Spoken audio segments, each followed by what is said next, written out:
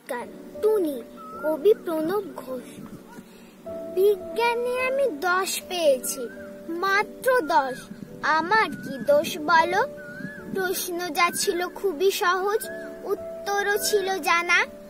ভাগ্য আমার সহায় ছিল না, পৌঁছতে হলো দেরি। নইলে আমি কি তেমন ছাত্রী বিজ্ঞানে ফেল করি? সকাল থেকেই নানা অঘটন, জল খাবারে আসতো ডিম।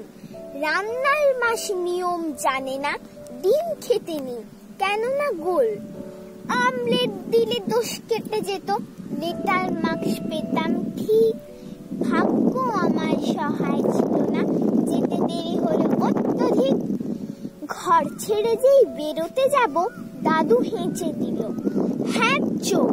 ঠাকুর মাথায় রেগে মেগে গাই, মাকে বললেন, বৌমা হাঁচি পড়লো, বেরোয় না যেন।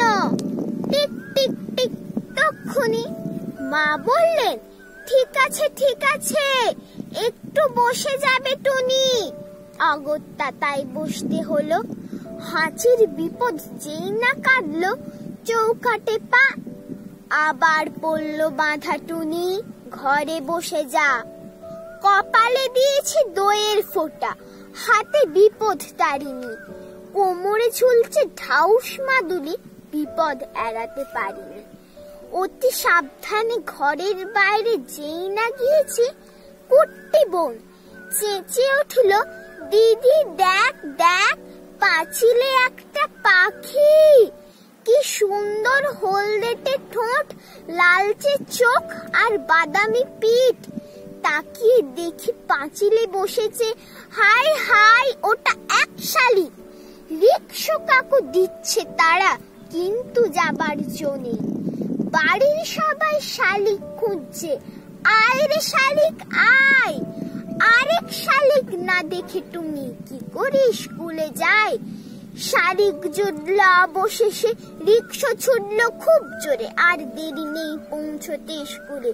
কিন্তু আমার পোড়া কপাল, হঠাৎ ব্রেক থামতেই হলো। পথ কেটে গেছে কালো বেড়াল। দেরির পর আরো দেরি, দেরিতে গেলাম স্কুলে। সামনে দেখি কি সর্বনাশ, বিজ্ঞান দিদিমণি। খুলে বললাম রাগে গজগজ, বসতে দিলেন ঘরে। বিজ্ঞানের ছাত্রী হয়ে তুমি ডুবে আছো সংস্কারে।